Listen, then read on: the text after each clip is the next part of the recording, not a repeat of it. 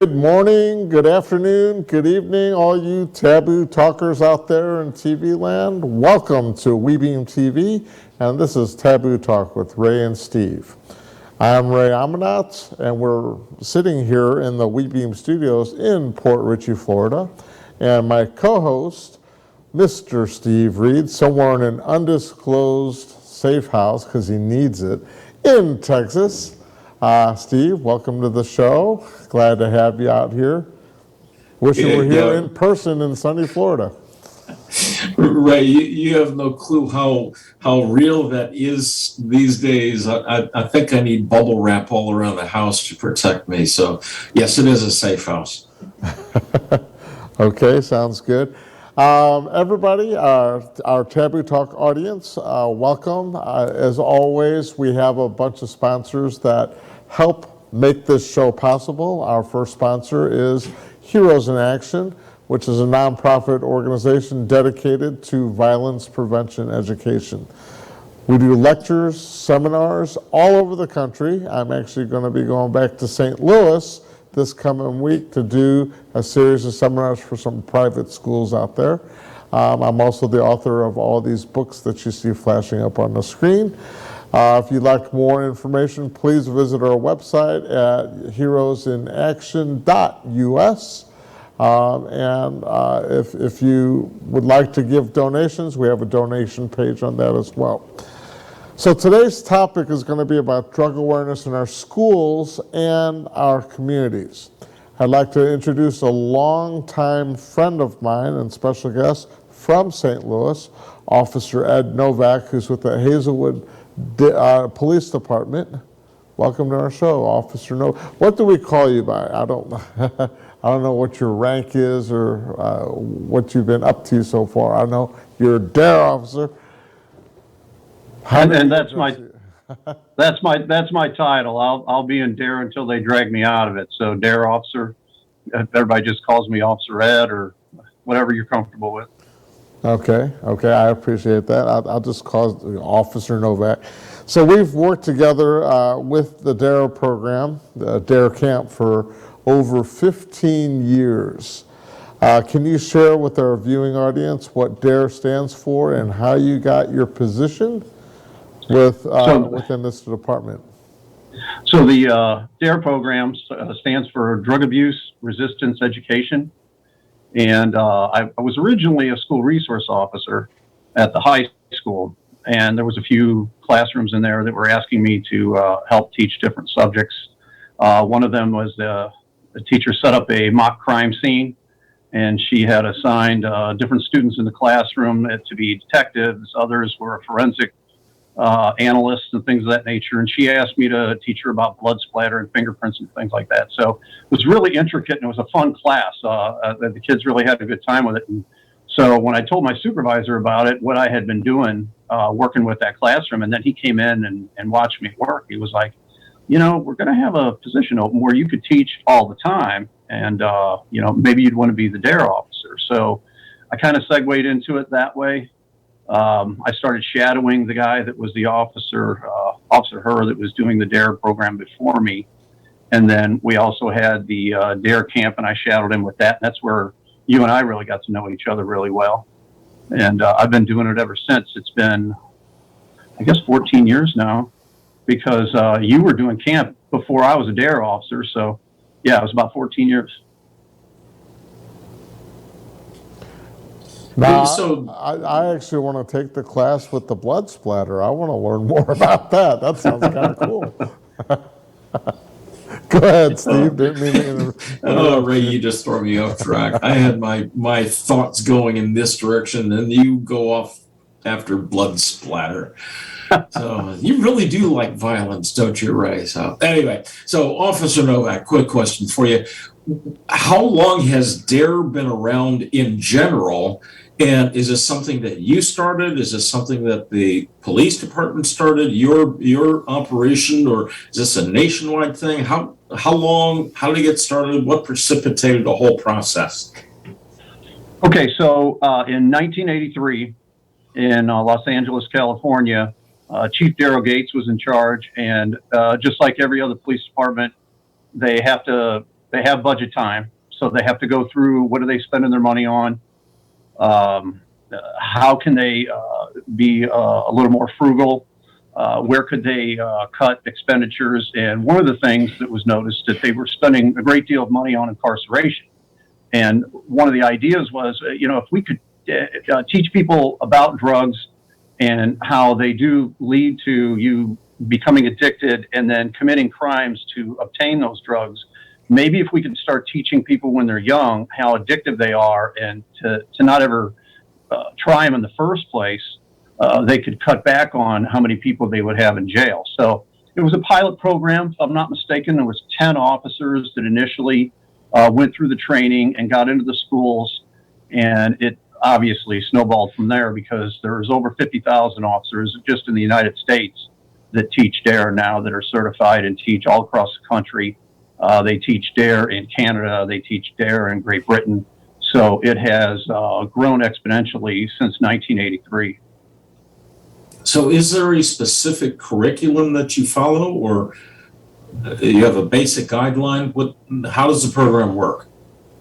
So initially there were 10 lessons at the beginning of the program, and they primarily were dealing with what is commonly referred to as gateway drugs. They were talking about tobacco, marijuana, alcohol, but then they were also dealing with the R and the E of DARE. The D and the A is drug abuse, but the R and the E are resistance education. So even though they were really keying in on the negative effects to the mind and body of these drugs and how they very often will lead to addictions to other drugs that will damage you much faster, up to and including death.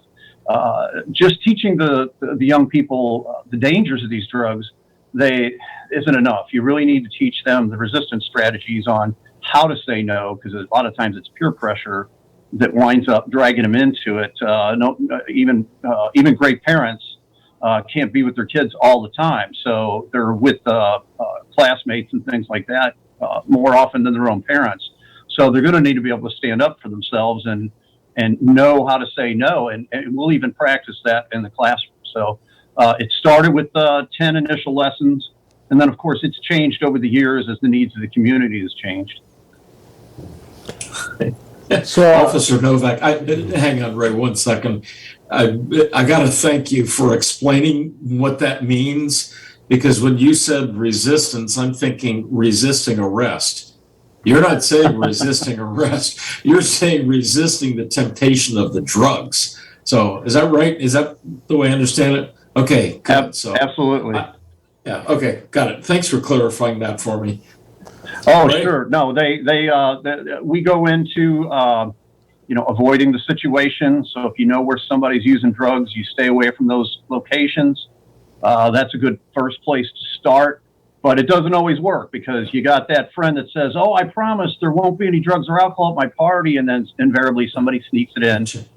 And so that's a good starting place, but then you have to move on to, you go to that party, but then you take your best friend with you that is definitely a non-drug user. And even if you get peer pressured there, it's easier for you to say no because you've got that friend right next to you that you already know what their answer is going to be. That gives you a little bit of strength to say no. Smart move. And then you move into changing the subject, how to say no, given a reason or excuse. One of the things I like to teach the kids is, hey, look, if you can't think of anything else, blame your parents. Tell the other kids, hey, look, you don't know my mom, you don't know my dad, you have no idea how much trouble I'd be in if I got caught doing this stuff, and I'm not putting myself in that position. And believe me, your parents are going to be okay if you blame them for making a good decision. Great advice. It is. That is great advice. So I know DARE has evolved over the years. How many lessons are there in the program today, and can you explain some of those and why or how they came about? Well, one of the things that really came into being most recently was More Than Sad, which is one of our supplemental lessons. And it talks about depression with young people, and it addresses the suicide. With COVID and virtual learning and things of that nature, there was a little bit of a spike in that. And there are community resources that parents and children sometimes don't know about. And so DARE works with some of those organizations, and they're different in whatever city you happen to be in. We have behavioral health response here in St. Louis that does a great job. So there are resources that you can go to, and you really try to get it through the children's heads that, you're a tougher, braver person for going and asking for help with something rather than just trying to hold it in and keep it to yourself. It's you really need to get out there and find someone that you trust. You go and you tell somebody, hey, I'm having this problem, and then they don't address it. Well, that's not the end of the road. Every adult's different, and they all have different ways of helping or resources. And maybe you didn't ask the right person the first time. Never give up. Never surrender. Find out who and what is going to be the best road to recovery for you. So that one is probably the newest one that we've really kind of is flowered in the last couple of years as far as training. They really talk more. We talked quite a bit about internet safety in the early days of the internet. Now, a lot of times, kids are carrying a computer in their pocket, and there's more apps than there are kids on a computer. We used to teach, keep the computer in the main room of the house. Don't have the kids in the room with a computer. Well, that advice doesn't work anymore because they've got a computer with them everywhere they go. So you talk about apps, you talk about catfishing, you talk about online predators, all these things that younger and younger kids are getting exposed to because, here I am in an elementary school, and there's a great deal of fourth and fifth graders that already have their own phone. So, which means they're also connected to the world. So you really need to let them know the dangers of that. Hey, it's a great thing, but so's a car, and you can be injured with either. So we really talk quite a bit about phones and apps and websites. Online bullying is another one of the lessons that we had bullying lessons early on. They took them out. They decided to put them back in because once upon a time, bullying was something that somebody old like me. You got bullied in school, but at the end of the day, the bell rang and it was over for a little while. Whereas now they are connected all night long through their phones and computers, and the bullying doesn't always stop. So DARE thought it'd be a good idea to put those lessons back in, and there's 2 of those. So we hit pretty hard on bullying and talk about that. Of course, we know we have an opiate crisis in the United States, and we're getting more 18 to 45-year-olds died last year. Male 18 to 45-year-olds died last year from fentanyl OD than COVID. So they may legitimately get on some sort of a painkiller for an injury, things like that, get addicted, and then they can't get it anymore through legitimate means. So we talk about prescription and over-the-counter drugs, reading the directions, how to take those types of things safely. There's several other lessons that were still part of the core curriculum, but they have added quite a few, and those are some of them. Well, Officer Novak, we got to take a little bit of break to pay some bills. You were talking about painkillers. Well, my friend Steve here has something that kind of helps with those painkillers.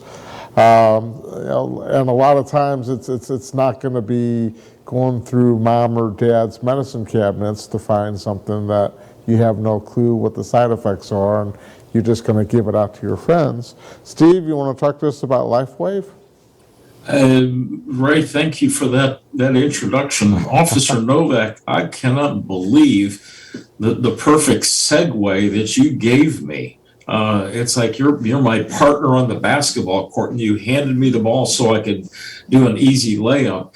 And Lifewave is a product that's been around, or a company that's been around for almost 20 years. And the gentleman that invented the Lifewave patches, his name is David Schmidt. About 20 years ago, he was working on a contract with the U.S. Navy, helping some of the Navy sailors get more energy because he was finding that they were becoming very sluggish as they were doing their regular daily routines. Well, for me, I started using the Lifewave patches, specifically the X39 patch, about 4 months ago. Several times last year, I had to go in for major surgery on my left leg. I had an accident back in March. And when I had the original accident, after the surgery, it was about a 3-hour surgery. After everything was done, I was on pain medications for about 10 days. And I do not like taking drugs at all for any reason. I don't even like taking an Advil or aspirin. And so that was in March. I had a follow-up surgery in September. But this time, my friend Barbara introduced me to the Lifewave patches. And one of the key benefits of the X39 patch is rapid pain relief. Now, what it did for me was instead of 10 days of taking the opioids, the hydrocodone and oxycodone, I only had to take those things for 3 days because I used the patches, and that patch is actually what relieved the pain for me. So 3 days versus 10 days, it made all the difference in the world. Then I had another surgery in December, and once again, 3 days worth of pain medication. And from there, started using the patch again. And I use the patches every single day, not just for pain relief, but to get better sleep, rapid wound or better wound healing, more energy throughout the day. And what it does is it just simply reflects our infrared light or heat back into our bodies, and it tells our stem cells to start working all over again. So no matter where you put the patch on your body, it's going to activate your stem cells. No drugs, no opioids, no pills, no drinks, no lotions, anything of that sort. It is your own stem cells that are being reactivated. So if you're having pain, discomfort, if you're having issues with poor quality sleep, or you're looking for more energy, reach out. I would love to share some more information about Lifewave and specifically the X39 stem cell activation patch. So, Officer Novak, here's another question for you. In addition to the DARE programs, are there officers that engage with the students in other ways outside of the classroom setting or outside of those controlled environments? Are they engaging in other ways? Well, up until recently, we had 3 school resource officers. That's here in the city of Hazelwood where I work. And then in the school district where I'm at, we also had St. Louis County Police and Florissant Police had school resource officers in there. They're in the buildings. The children can come up and talk to them anytime they want. It doesn't necessarily have to be a law enforcement situation. Here in Hazelwood, our chief also likes us to go have the officers that work the sector or the beat, if you will, where their school is, go in and introduce themselves to the staff. If there's a call in that building and that officer walks in, it's not going to be the first time the staff in that building has met that officer. They've been there before. Of course, those officers, up until everybody's wearing masks and with COVID, and they were restricting outsiders from coming into the building, trying to keep the kids safe with isolation and all that. We had the officers going in, sitting down, having lunch with the students. Myself, along with the road officers, the school resource officers, we get a chance to play some basketball or kick a soccer ball around.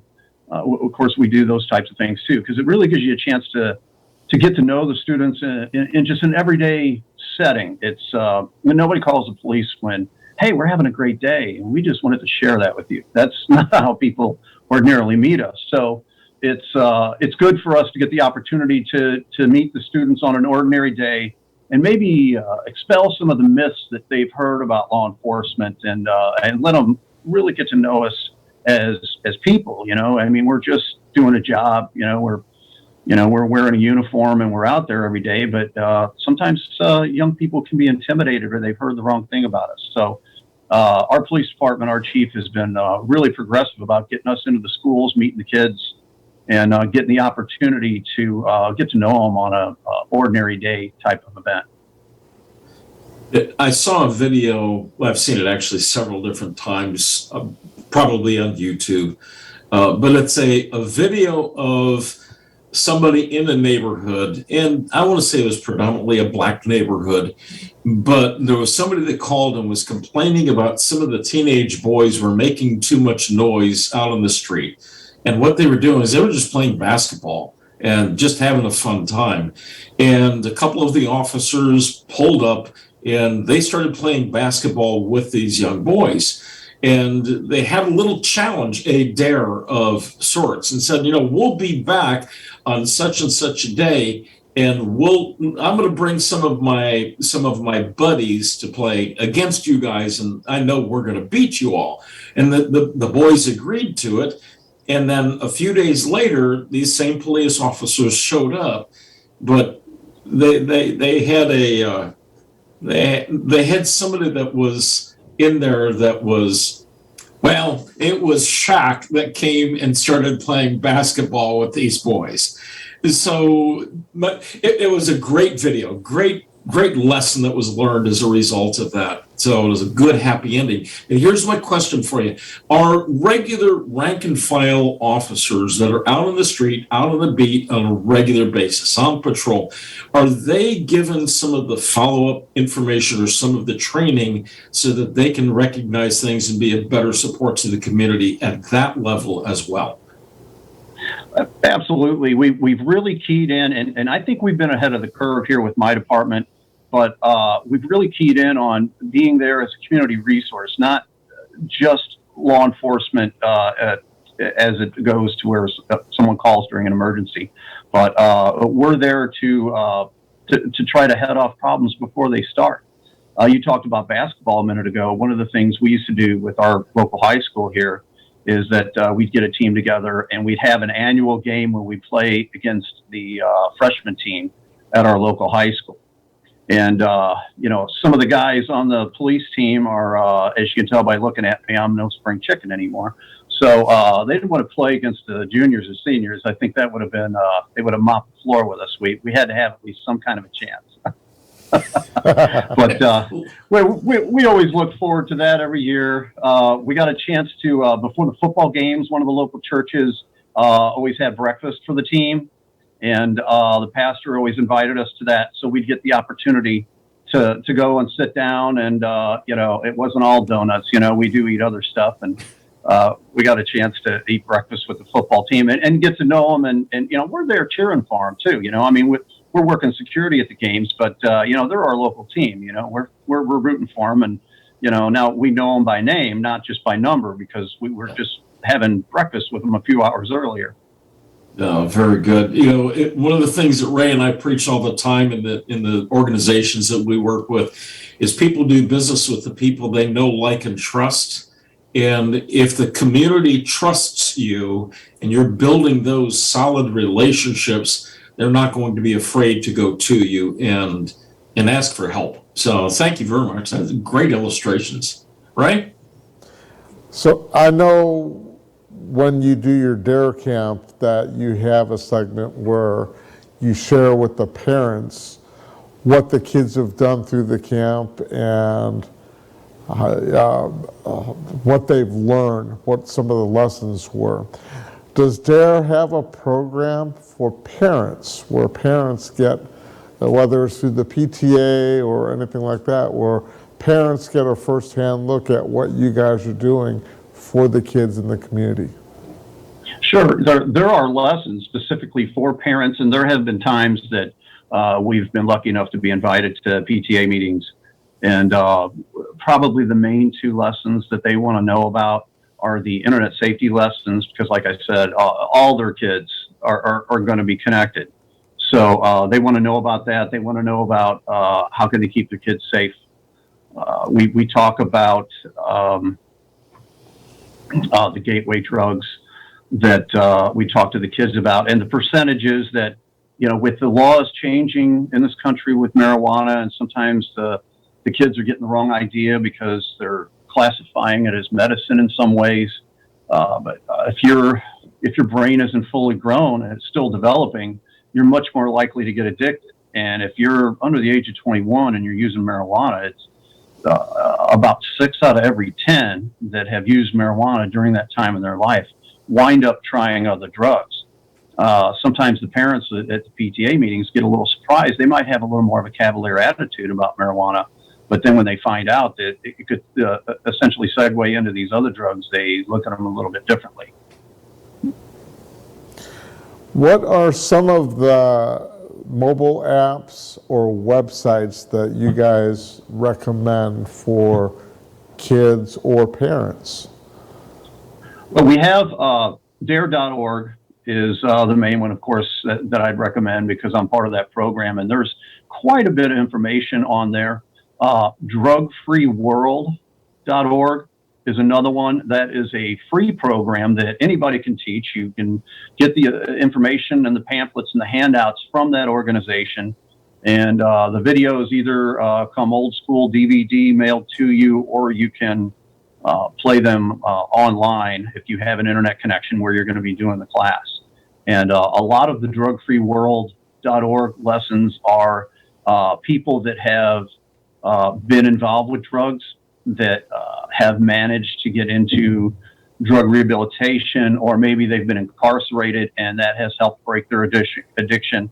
And then when they get out, they were interviewed by this organization, and they tell their stories. They tell real life, true stories about the damage that drugs have done to their lives and to those around them. They talk about their parents or their children. And it's not just the person addicted to the drugs that's being damaged and hurt. It affects everyone in that house. So that's an interesting resource that has been used from time to time to really show people, hey, look, these are real life consequences. These are real people. This isn't a movie. This isn't an actor. These are people that this really happened to, and it's some of it's a little hard to watch. I mean, sometimes you have survivors that are talking about family members that they've lost because of it. They're not there to tell their own stories. So, Officer Novak, in previous conversations, Ray has mentioned the phrase, snitches have stitches. And I'm sure that that's one of the things that you deal with in the school systems. Is there a way, because I know a lot of the kids are afraid of actually telling on their classmates. They're afraid of being beaten up or worse. I know in some programs there is a kind of a secret place where somebody can say, hey, there's a problem with, and they just put a little note in a box, or get the note to somebody. Is there a program like that? And also, what is the Dare Box program? Can you explain those things? Is that what we're talking about? Sure. Well, one of the changes they made more recently with the DARE program is the back of the book has a bunch of glossary notes. And they talk specifically about the difference between telling and tattling. And one of the examples that I'll use is if, somebody's in the classroom and they're chewing gum, and, Mr. Novak doesn't allow gum chewing in the classroom. If they're chewing with the mouth closed and they're not smacking gum right in your ear and it's not distracting you, maybe you let the teacher find that out for themselves. That might be tattling. That might be something you really don't need help with. Just mind your own business and let that go. But if that person takes that gum out of their mouth and they stick it in the hair of the person sitting in front of them, okay, now we're causing harm. Now we're bullying. Now we've stepped over a line, and you need to ask yourself, if that was you that just got gum stuck in their hair, what would you want a classmate to do for you? And that's what you need to do for others, because your school community, your community where you live, is only going to be as safe and productive as you demand it to be. If you allow people to exhibit this kind of behavior, even if it's not directed at you, eventually that's going to deteriorate the environment, whether it be the school or the neighborhood. And when we talk about reporting in the neighborhood, there's the whole no snitching type of thing. And of course, we talk about that. We talk about not just being able to stop bullying in the classroom, but you're in the neighborhood, you see that guy down the street, he broke into your neighbor's car, you're afraid of him. you don't want him to come after you, but you can call and tell the police anonymously, hey, I know that it was, Mr. Ed down there that broke into that car. I'd like to remain anonymous. And we teach them what anonymous means and how they can still help keep their community safe without putting themselves in danger by reporting in that way. As far as the dare box goes, of course, they can ask. That is really open to anything that would be considered appropriate as a question that could be asked in school. And they'll ask all kinds of different personal questions. The bottom of the dare box has, I'd like to speak to you confidentially. They can check that box, put their name, fold it in half, and then that question won't be read out loud in class. And then I'll talk to that student alone in the hallway and say, hey, I noticed, you want to speak to me confidentially. What is it that I can help you with? And sometimes there are revelations that come out in that way that maybe that student wasn't comfortable talking to anybody else about, and then we can get them to the resources and sometimes it's law enforcement is the resource that they need in that circumstance that there might be some abuse taking place. But the other thing the dare box has always been really good for is for the students to really get to know you as a person, for the officer to get to know the students and what are their interests. And you can use the first 10, sometimes 15 minutes of class to just really kind of joke around and talk about, movies and sports and, whatever else is on their mind and what they want to talk about. The kids all think it's funny that I watch videos on TikTok because they're like, Officer Novak, aren't you a little old to have a TikTok app on your phone? So, they have fun and we go back and forth with that. And, fortunately, I got two sons of my own that have tried to keep me somewhat hip. So, I can sort of kind of talk about some of the stuff that they're into today, but it's nice to different generations, we'll have arguments over is LeBron better than Jordan and that kind of thing. And it amazes me that kids, 10-year-olds today still know who Michael Jordan is and can have that argument with me, right? Some of them even agree with me. They like him more than LeBron. So, you can get into just everyday subjects with them. And I share a lot of personal stories about my life. And that is one of the things that has helped make me a good dare officer because some of the adversity that I had to deal with growing up. And I'm able to share those stories with them and let them know, hey, this is why I'm so passionate about this program, because I've lived some of the things that people that make these types of mistakes when they're young do. So I have seen that, especially when I tell them about my father and when he started drinking when he was 14 and the negative consequences that had not only for him, but for my mother, sister, and I living with him. So sometimes that helps with the dare box because the students are like, oh, well, you know what? I got a neighbor or an uncle or, somebody that, gets intoxicated and this or that happens and they'll come and we'll talk about it. And sometimes they're able to get some help in those circumstances as well because of a revelation that came out of an ordinary conversation out of the dare box. It sounds like, again, it's all about relatability and the relationships that you're developing with the students and building that level of trust with the students on a consistent basis. So thank you for what you're doing. And at this time, we've got to take another real short break to say thank you to one of our sponsors. Our sponsor in this segment is our friend Natalie Thurman.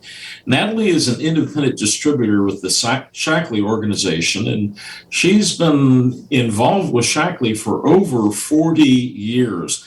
She originally started getting involved with the organization, with the company, because she had developed some arthritis, and her doctor told her, you might as well get used to it. You're not going to be able to play the piano or sew or do the gardening that you like to do.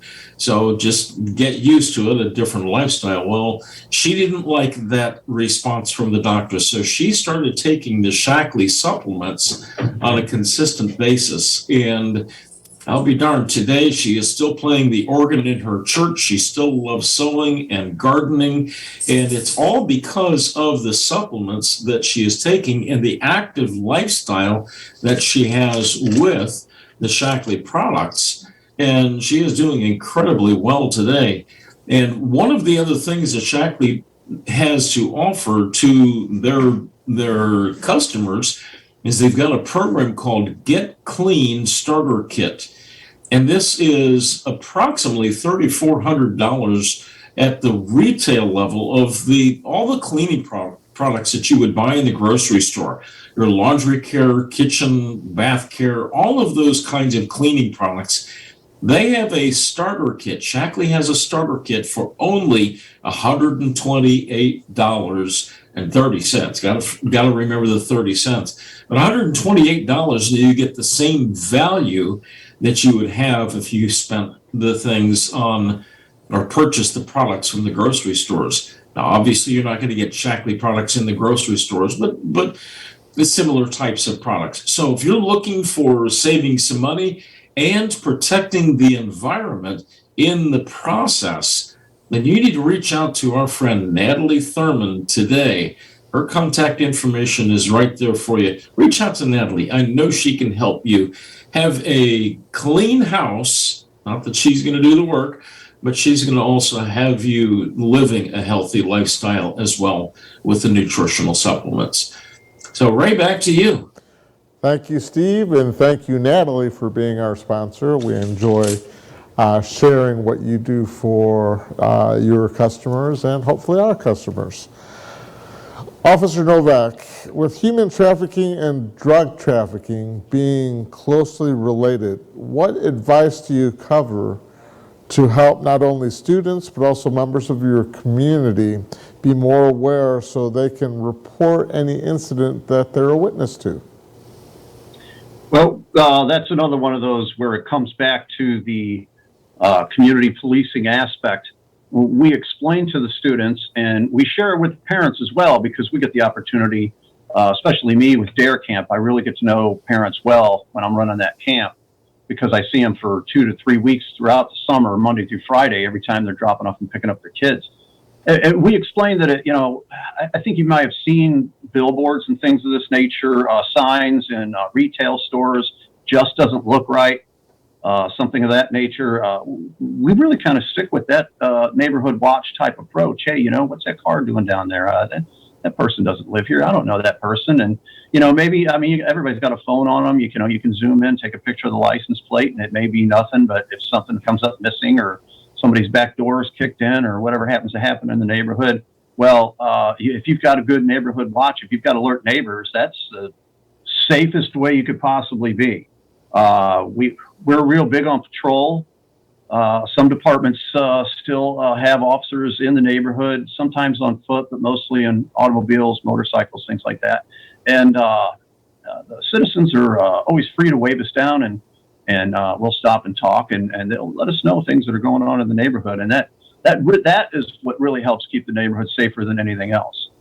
As far as my students go, talking to them about ways to stay safe when it comes to drugs, the initial lessons we start talking about, at the age of 9, 10, 11 years old in the core program, and you're telling them about how dangerous tobacco is, and how vaping is something that is really taken off. Unfortunately, that's going the wrong direction. There's more young people getting into that than tobacco. We've kind of gotten the word out about tobacco, and those numbers have been going down for a while, but vaping has gone up.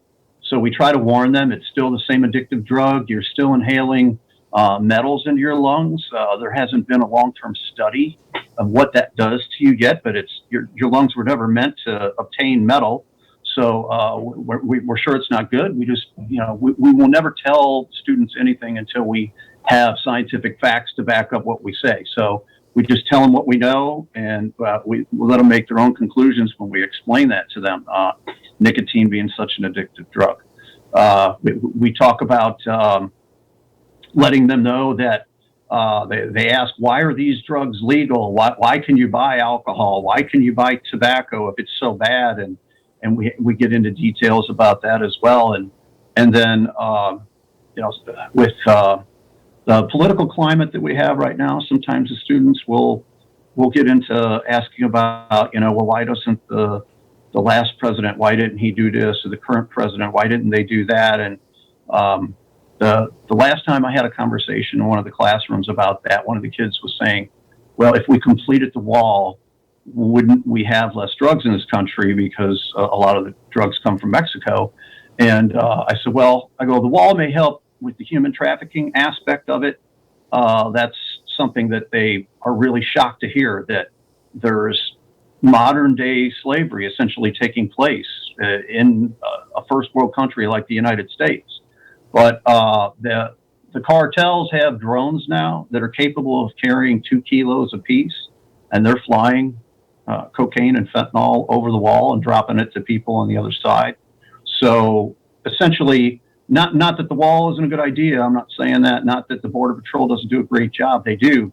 But as long as there's demand for the drugs in the United States, these cartels are going to find a way around whatever restrictions, barriers, law enforcement we have that are there to stop it. We can certainly slow the flow down, but we're not going to stop it as long as there's demand. So I really try to hit hard on that with students and let them know, you're really the ones that are in charge of whether these drugs come into the country or not. Because if you're not using them, if there is no demand, then nobody's going to bring them. Officer Novak, I wish you hadn't started talking about that.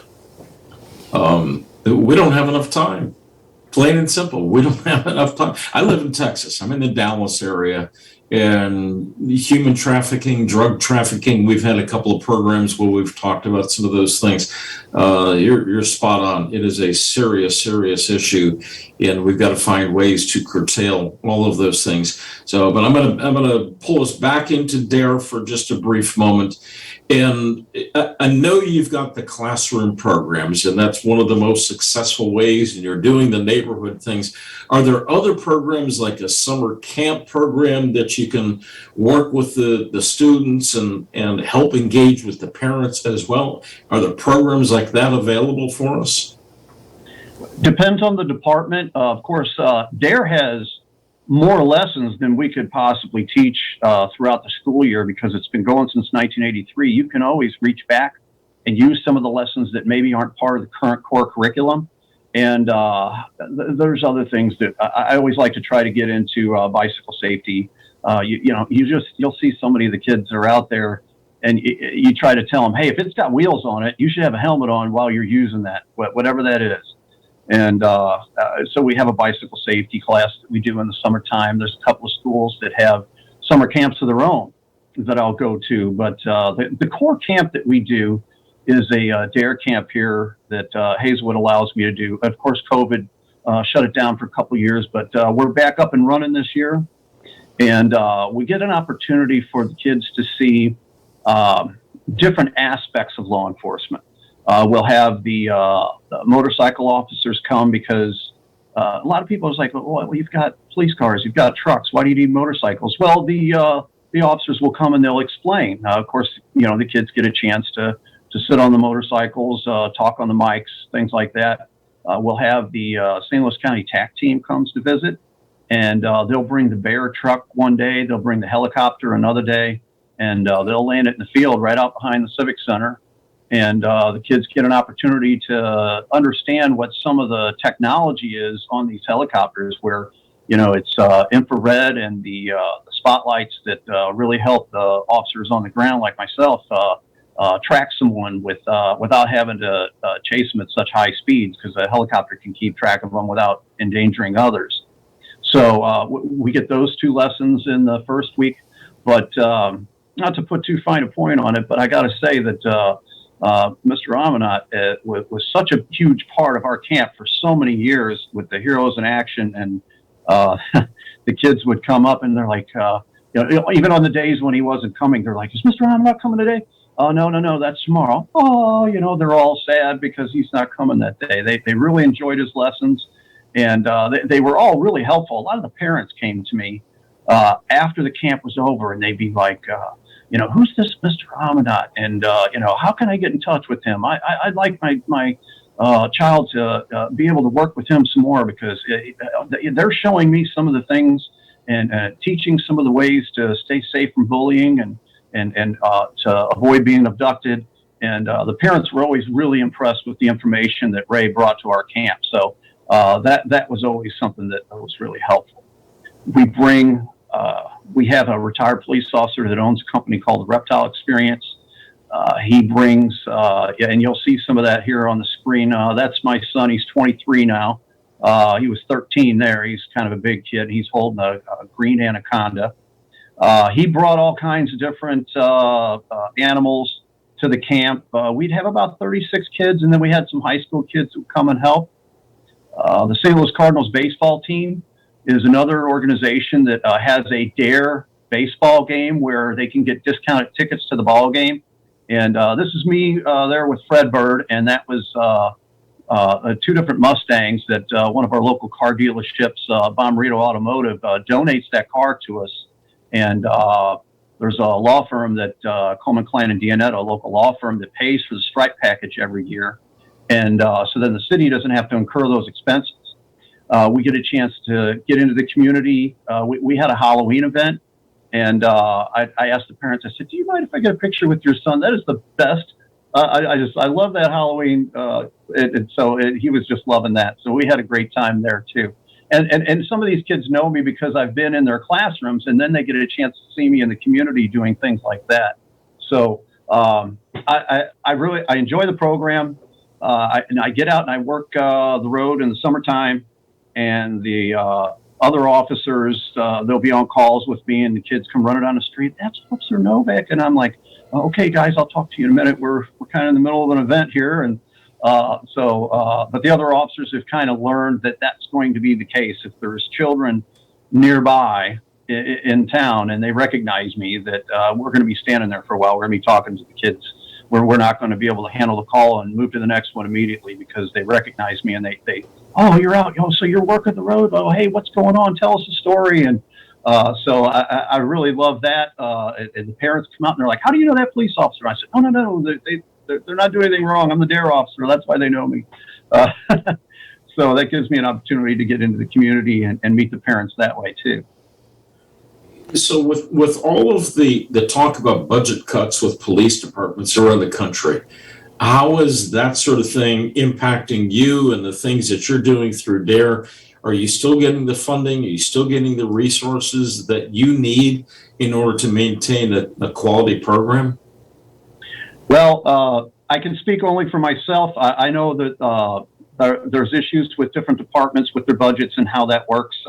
They have kept it in the budget here in Hazelwood, and they're supportive of the program, and they know what it is that I put into it, and they like not only just myself, but they like the other officers to interact with the children as well.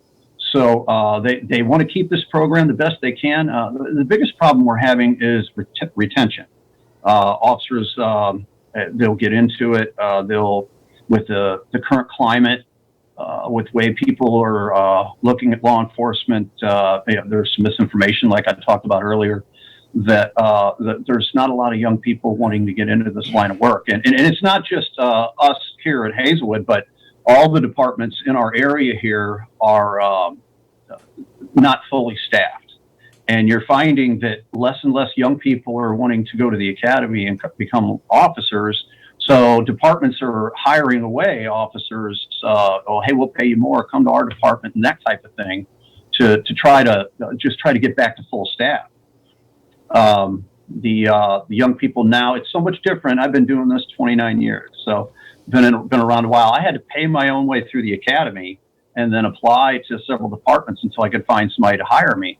Whereas now, you get hired right off the street, and they will pay you a salary while you're in the academy, and they will pay for your academy.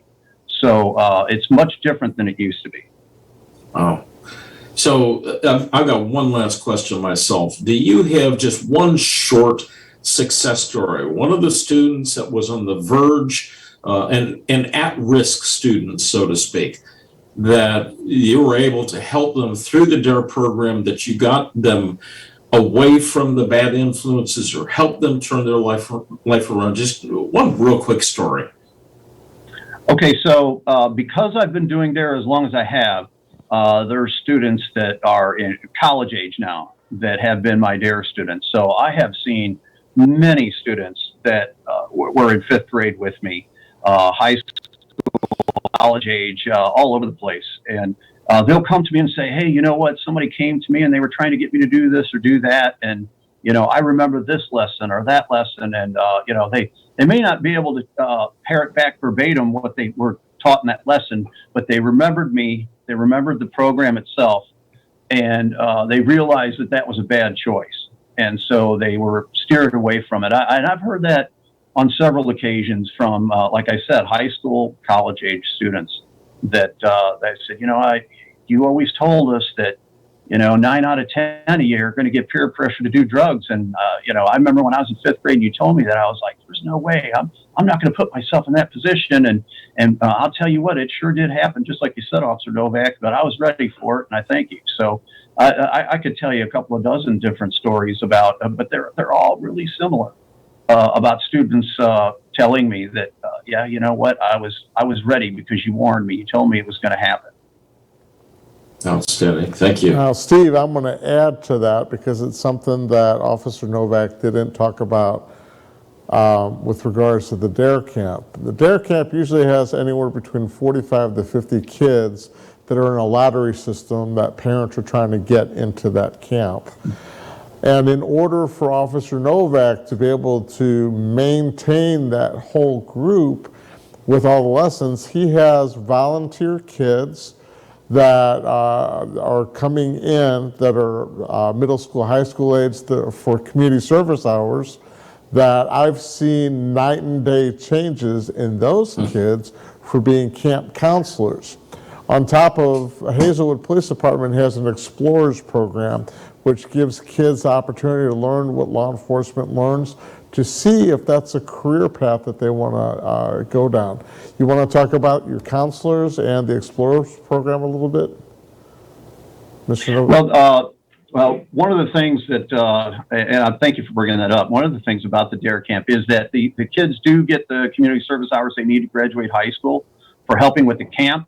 And I don't have to recruit the high school kids because they will tell their friends or they'll tell their little brothers and little sisters, hey, this is a great way to get community service hours and it's lots of fun. And they talk about all the activities that we do at DARE camp. So I'm still in touch with a lot of those kids. I could tell you a story about a young man. He's 22 years old now. His name's Dan.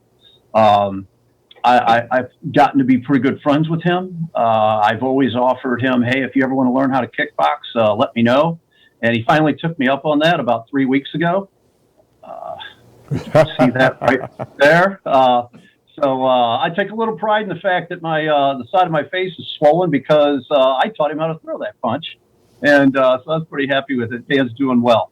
But, I know his mom really well. I know his siblings, a good family. A lot of the counselors that I have had over the years will stay in touch either through email or they'll see me locally because they still live around here and they'll tell me about what college they went to or what careers they have because, like I said, I've been doing this for such a long time. But yeah, getting to watch these kids grow up and go on to successful lives is really a great benefit to the DARE program and to the DARE camp itself. Outstanding. So for all our Taboo talkers that are out there, our viewers, if you have any questions about this topic, about DARE, you can go to our Facebook page and leave a question, and Mr. Reed and I can answer that. I'm sure Officer Novak can jump on our Taboo Talk Facebook page and answer any questions that you might have for him. We also have a YouTube page that you guys can subscribe to. So if you guys can do all of the 4 rules, like, share, comment, and subscribe, especially the share part, because this helps us get Officer Novak's message out to more people in the community, where if they didn't know what DARE was and how it helped in the schools, they learn more about it and can actually ask their schools if they have programs like this, and if not, why not? How can they get the funding to provide it for their kids as well? We're running short on time, so Officer Novak, thank you for joining us. Thank you for all the information about what you do, and thank you for your service. This episode is, as always, also brought to you by Heroes in Action, where we go into communities and do presentations just like we do for Officer Novak's DARE Camp on how not to be a victim of bullying and how not to get abducted, how to identify if somebody is grooming you or trying to solicit you to do a gateway drug. So if you'd like more information, you can go to heroesinaction.us, and that'll give you everything that there is to know about us. Steve, do you have any other comments you'd like to bring up? The only thing is I'm thankful for the Officer Novaks that are out there in our country. Yeah, I know there are thousands of people just like him that are helping to teach and instruct and encourage our young people. It is an incredible cause, and I greatly appreciate the things that they are doing, because frankly, if he teaches them, that's going to work me out of a job. I don't have as many messes to clean up in my life coaching business down the road. So I greatly appreciate his input today. Ed, you got about 15 seconds if you want to add to that before we sign off. Oh, well, Steve, I really appreciate the opportunity to get to know you. And, Yes. Ray spoke really highly of you. And I appreciate you inviting me on your program. And Absolutely. Sensei, good to see you again, Sensei. Have a good day. And I'll see you again soon. All right. Taboo Goodbye, Talk. all. See ya.